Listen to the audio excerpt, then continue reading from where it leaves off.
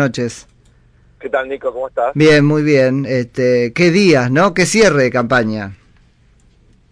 Sí, la verdad que obviamente uno puede contextualizar esto de distinta manera. Mi impresión es que estamos observando de forma un poquito exagerada, tal vez todo lo peor que quisiera política argentina todo junto, ¿no? Uh-huh. Una notable falta de capacidad para focalizar los problemas importantes, una campaña muy livianita en términos conceptuales y que terminó obviamente pesada en el clima por denuncias, acusaciones, una enorme volatilidad. Sí. Pero en el fondo lo que estamos viendo es una expresión, creo yo, de un sistema político muy disfuncional, Uh-huh. que no tiene todavía la decisión de encarar problemas de fondo, que sigue conviviendo con un sistema electoral, por ejemplo, anacrónico, absurdo, que genera altísimo costo de competencia en los partidos más pequeños, hubo abusos en todos los casos en el financiamiento de las campañas, todos los casos, Sí. por una utilización patética de los recursos contribuyentes para promocionar candidaturas. Y finalmente me parece que hay una ciudadanía muy alejada de todo esto, que no se entusiasma naturalmente con esta elección, ni con los candidatos, ni con las propuestas, en parte porque no hay propuestas, son muy pocas, y en parte porque obviamente estamos frente a una democracia donde los partidos políticos son básicamente ausentes, ¿no? Son lo que llaman espacios ahora, que es un espacio, ¿no? El espacio no tiene límite. Sí. Porque los partidos no tienen límite. Es la persona y el espacio, ¿no? Los dos extremos. Claro. Bueno, pero aún en el oficialismo hay una cosa súper, digamos, etérea, donde hay un liderazgo fuertísimo y a la vez disfuncional, que mantiene la cosa más o menos ordenada, con mecanismos autoritarios, y cuando ese liderazgo naturalmente empieza a finalizar por el ciclo político, porque fue incapaz la presidenta de lograr las mayorías como para reelegirse, que era su objetivo original, naturalmente. Uh-huh. Bueno, vemos que está pasando en la provincia de Buenos Aires, ¿no? Sí. Es decir, la gobernabilidad que es juego, porque tenemos únicamente una gobernabilidad bastante autoritaria, poco transparente, y que obviamente contradice los principios democráticos. Así que terminamos este ciclo con una agenda económica muy compleja y sobre todo una agenda institucional bastante patética. Uh-huh. Sergio, vos es que yo estoy como muy preocupado y vos un poco traes esta descripción. Hay como un acuerdo en la interpretación de lo que está pasando sobre que, bueno, la incapacidad de enfocar en temas importantes, etcétera, etcétera, y por otro lado, reducir, porque la verdad que es eso lo que está pasando, una cuestión de clima. Entonces la pintura general sería algo así como que no se está hablando de los hechos importantes y todo lo grave es un clima. ¿No es al revés? No estamos con una enorme virulencia, es cierto, lo concedo, pero hablando por primera vez en la campaña electoral de lo que es tal vez el tema más importante del momento, que es el delito y sus distintas formas, y la connivencia de de la política, pero sobre todo de los oficialismos con eso. ¿No es la primera, el primer árbol de este bosque, que si no lo derribamos, es hasta lógico que no veamos los otros? No, yo creo que no estamos haciendo seriamente, lo estamos haciendo en el contexto de una campaña exagerada y injusta, digamos, en muchos aspectos, con acusaciones, en todo caso, mediáticas, no serias, no judiciales, ¿no? Pero sí, yo eso también es cierto, pero por otro lado, ¿de qué justicia estamos hablando si hemos aprendido todos estos 10 años? Si lo que vamos a esperar es la cristalización de la culpabilidad de una sentencia judicial, cosa que en sociedades y en sistemas sanos es lo deseable, pues nos quedaremos esperando hasta que pasará nuestro cadáver en lugar del enemigo. Te doy un ejemplo de por qué, por ejemplo, este es un debate singular y creo yo que no apunta a los temas de fondo. La gente ahora está escandalizada por la cuestión de la efedrina, que es algo que ya lleva 8 años y causas judiciales. No se discuten los temas importantes de la causa de la efedrina, por ejemplo, pero aparte en el gran problema del narcotráfico en la Argentina y del consumo creciente y producción de drogas. Argentina es un país que produce y consume cada vez más drogas al margen de lo que hay en tránsito, porque ambas cosas están correlacionadas. Cuanto cuanto más tránsito hay, más consumo hay, porque se paga el tránsito de droga con droga, y quienes hacen esa logística quieren obviamente vender esa droga y hacer la plata. Por eso es una falacia pensar que hay una contradicción entre tráfico y consumo, es todo lo contrario. Pero fíjate, lo que más se trafica no es efedrina, es cocaína y marihuana, y de eso no se habla.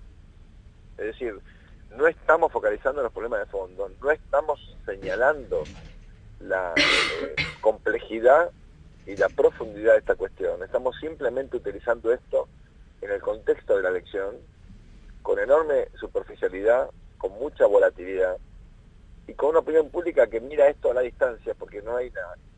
Eso es muy cierto, eso es muy cierto. Entonces cuidado, porque parece como sí, pero en el fondo no. No, yo creo que es una ventana, ¿eh? Yo antes que deslegitimarlo, ayer lo escuchaba a Aragón, por ejemplo, no te voy a meter a vos en ese brete, corre por mi cuenta, pero tan funcional a que estas cosas no se hablen en la Argentina, tachando solamente el costado, que algo de eso tiene, pero no puede ser lo único, ¿no? Que esto es una operación política. Digo, yo prefiero pensar que es una ventana para empezar a tratar ese gran tema, que es tal vez el excluyente.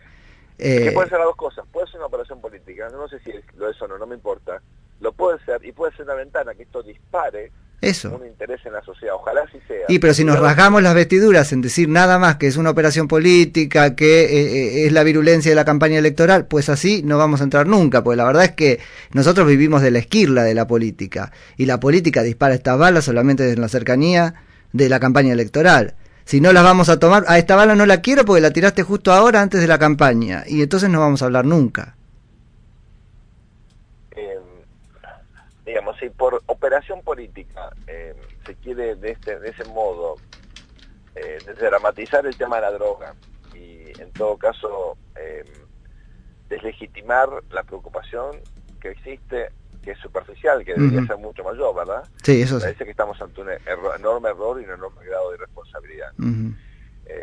Ahora, yo creo que esta operación, que puede ser exagerada, que puede tener intención, que esto aparece por algo indudablemente, puede efectivamente, como vos sugerís, disparar las alarmas, ya no tempranas, pero alarmas a fin, ¿no? Sí, tal de cual. La sociedad, para que de ese modo tomemos los tonos, ¿no? Ya no es el tono, son muchos Sí, tonos. claro, ese es el problema. Vos decías la sociedad que lo miramos desde la distancia. ¿Qué interpretación hay sociológica, digamos, respecto de esa realidad? Porque para mí luce a enfermedad, ¿no? Que estas cosas nos pasen sin pena ni gloria. Habla de la incapacidad que tenemos para, procesar lo importante. Estamos adormecidos. ¿Qué nos pasa? Mira, no sé si soy la persona más indicada para responder esa pregunta con conocimiento de la sociología del hecho, ¿no? Desde el punto de vista politológico, sí, lo que te puedo decir es que es bastante habitual que sociedades que están sometidas a estímulos constantes o a escándalos tan, digamos, permanentes, prácticamente permanentes, terminan naturalmente casi por un espíritu, si querés, de supervivencia, generando altas barreras o altos umbrales de reacción, ¿no? Ahí va. O te preguntas qué hace falta para que la gente se escandalice con esto. Bueno, digamos, han matado un fiscal hace apenas 8 meses. En general hubo una reacción que parecía que iba a generar algo parecido a, digamos, a nuevos estándares, a un reclamo de justicia. Durante un mes parecía que había un cambio en la Argentina, ¿no? Duró un mes, hubo una marcha muy importante y a partir de eso, si bien hay sectores que siguen naturalmente preocupados y reclamando justicia, la sociedad en su conjunto básicamente desplazó la cuestión de la muerte y de la denuncia de Nisman a las páginas marginales de los diarios. Sí, totalmente. Ahora, comparto esto de se sube el umbral de reacción, ¿no? ¿En algún momento se pierde, se quiebra? Pues la verdad, ¿qué es más importante? ¿Agarrar al presidente de la nación asaltando un banco? Eso no va a pasar. Yo te diría que hay como una especie de efecto de rezago, ¿no? Te voy a dar una hipótesis que tomaron nada más que como esto, como una reflexión informada, pero nada más que eso, ¿no? He visto en otras sociedades, y también en Argentina en el pasado, decisiones, digamos, llamarlo así, de una especie de inconsciente colectivo, de una sociedad que no quiere ver ciertas cosas en ese momento, que en todo caso prefiere postergarlas para otro contexto, para otra oportunidad, y luego reacciona de manera determinante y muy contundente, ¿no? Sí. Por ejemplo, en Argentina no había información perfecta respecto a la cuestión de los desaparecidos, pero era obvio que el gobierno militar utilizaba la violencia, ¿no? Y la sociedad decidió en todo caso dar cuenta de esto cuando ya el gobierno militar se había terminado. Sí. Y lo hizo de forma históricamente y comparativamente impactante, ¿no? Con el Nunca Más, Sí, con, sí. digamos, con el juicio de las juntas, por ejemplo, ¿no? Uh-huh. Y no es menor eso. La sociedad reclama en todo caso, o se escandalizó de la corrupción de la década del 90, cuando Menem ya no era presidente. Claro. Que así cualquiera podría responderte yo desde el lugar del abogado del diablo, ¿no? Uh-huh. Así cualquiera. Bueno, lo que digo es, no es una sociedad que tenga mecanismos para reaccionar automáticamente en el momento en el cual pasan las cosas extraordinariamente horribles, ¿no? Reacciona después. ¿Vos Como es que en el momento dice, no, bueno, no es tan grave, o andás a ver, o no hay ganas de enterarte. O es una operación, o sí. Vos sabés que en algún momento leí, Sergio, algo así como que es propio de gobiernos autoritarios, o digamos de gobiernos corruptos, que sean percibidos por la sociedad como, bueno, un gobierno o un aparato vengativo, con capacidad de reacción, y que entonces a mí, ciudadano, me da tanto miedo ser objeto de ese castigo, esa reacción, que prefiero no ver, porque ver, saber, es peligroso. Puede haber eso, pero a ver, la sociedad norteamericana convivió con manifestación de racismo, de hecho todavía lo hace, ¿no? Y mira para otro lado. Uh-huh. Y aún violentos, ¿no? Hemos visto recientemente reacciones incluso muy masivas. Sí. Y bueno, y hay gente que no, digamos, es una sociedad seguramente más democrática y más estable y con instituciones más sólidas que la nuestra, ¿no? Uh-huh. O sea, hemos visto en la sociedad brasileña, nos enteramos ahora, ¿no? Durante décadas convivir con mecanismos corruptos para asignar contratos y negocios desde el Estado, con empresas incluso que cotizan en bolsa, como empresas grandes como Petrobras, y la sociedad brasileña también mira para otro lado. No me parece que sea un fenómeno estrictamente argentino, o todo con un poquito más al caso de la Guerra Civil Española, ¿no? Durante muchísimo tiempo la sociedad española decidió no hablar de eso. Sí. Y ya había pasado la dictadura de Franco, era una especie de no querer verte en ese espejo para no asumir tal vez culpas colectivas. También, sí, esa es otra dimensión. Sí. Sergio, Marcos Ortega te habla. Recién traías Brasil. ¿Cuál fue la tormenta perfecta que permitió que Brasil esté enfrentando la corrupción? ¿Qué es lo que llevó a eso? Porque Brasil era un país que históricamente era aún más corrupto que Argentina hasta en cierto punto, y hoy en día se encuentra en la vanguardia de la pelea contra la corrupción. ¿Cuál fue esa tormenta perfecta que permitió eso?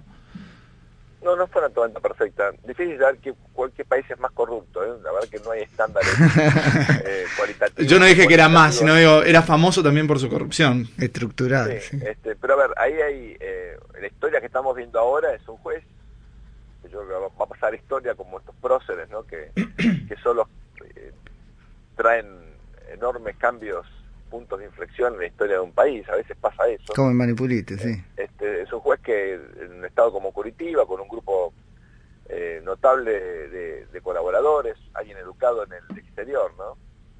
Con una visión muy impactante, sagaz, valiente de su rol, muy austero, digamos, impecable en su reputación, avanza en un terreno donde nadie había avanzado antes, una especie de Manipulite, ¿no? A la brasileña. Sí.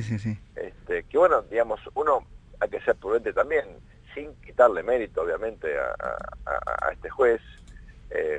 Lo cierto es que en Italia el Manipulite no modificó para bien el sistema político italiano. A ver, seguro. después de Manipulite vino Berlusconi. Sí, totalmente. Así que cuidado, porque esto no necesariamente implica un cambio sistémico positivo. Es en sí mismo un hecho valorable, seguramente lo vamos a estudiar por mucho tiempo, ojalá que salga bárbaro, ¿no? Y que sí cambie los estándares. Claro, o sea que es como un espasmo en la propia incapacidad, es algo que pasa, pero después es mal resuelto, no cambia para bien porque esa incapacidad sigue dominando, digo, pero de enfrentar el tema. Que esta vez salga bien, o sea, a veces sale bien.